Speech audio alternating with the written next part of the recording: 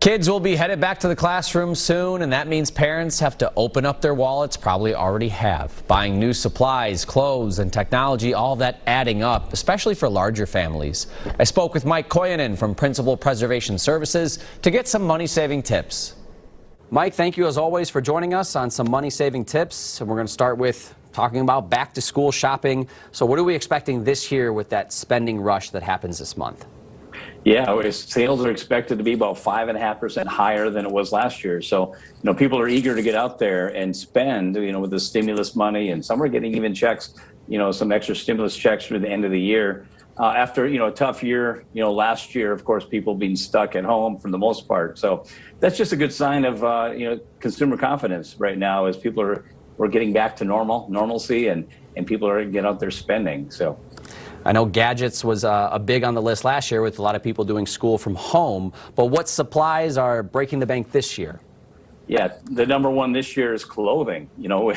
People are doing Zoom meetings last year. They didn't really have to do anything with their clothes, from the chest up. So expected 78% higher sales in clothes this year than last year. So that's great, and we expect that, and obviously we grow throughout the year. And one thing I just want to give you a reminder on this part is don't always feel as a parent you need to get your kids all the expensive name brand things on everything. It's good for them to pitch in if it's tight within your budget. You don't feel like you have to always buy the high sneakers or name brand jeans, whatever it might be. Good lesson to teach them between what is a need and what is a want, right? Wants and needs are two different things. So especially in this category. And even though most kids are going back into school, regardless, technology is always one of the top purchases, correct? Yeah, the sales are again rising on this as well. 13% expected higher sales in this department on laptops, iPads, just computers, and maybe some graphing calculators, things like that. As usual, but these are higher, more expensive items. So just be careful in this section because if you're not paying cash for it, we don't want you to be putting onto credit cards.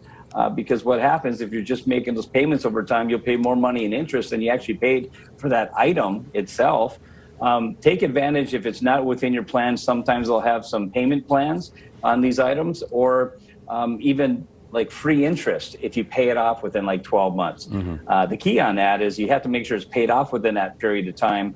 You could pay 95% of it off and don't have it paid off in 12 months. And the fine print says they add all the interest for the whole year. So the key is if you're going to go that route, make sure that whole debt is paid off within that time frame to take advantage of that free interest.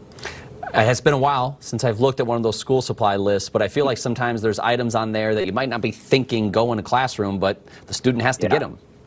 Yeah, and these lists have grown through the years. I mean, from when we were at school to where they are today.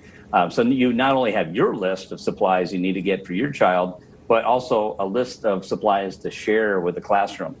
And if things are tight and that list is continue to grow, and the items that you share is like tissues and maybe some hand wipes and hand sanitizers and things like that. If it doesn't fit your budget, don't feel pressured. You have to get it right away.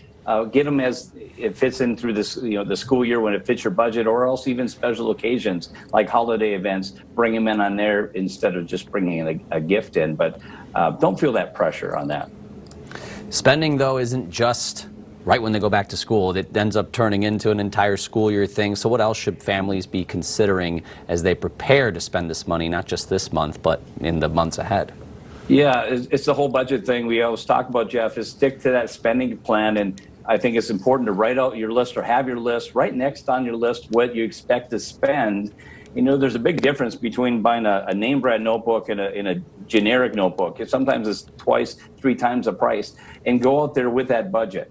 And again, if this is the year where you're going to really stick to your budget, and we urge you to do that, because if you're not, you're charging. And we don't want you to be charging these items. I look back in the years that were lean in my household years ago when our kids were young, and we stuck to that plan, and they didn't get always what they wanted, right? But they got what they needed. And so when I look back at where they are today, I'm really proud of my kids because they're really good with money. Because what are we teaching our kids if we're always spending above and beyond and getting, this is not a big deal. I'll just go a little bit over for Bobby. I'll get a little bit over for Susie.